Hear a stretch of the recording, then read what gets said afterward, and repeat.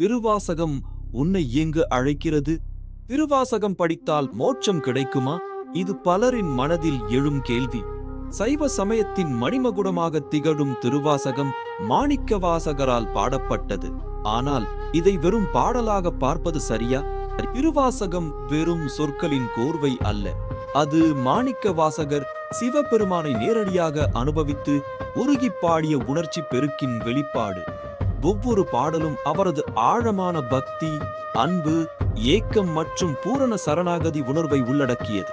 திருவாசகம் படிப்பது என்பது அவரது அந்த உணர்வில் நம்மை இணைத்துக் கொள்வதுதான். மோட்சம் என்பது பிறவி பிணியிலிருந்து விடுதலை பெறுவது. திருவாசகத்தின் மூலம் மோட்சம் கிடைப்பது என்பது வெறும் வாய்மொழியாக உச்சரிப்பதில் இல்லை.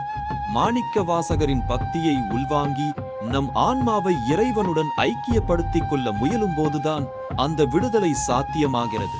அது வெறும் கிரியை அல்ல, ஒரு ஆன்மீக அனுபவம்.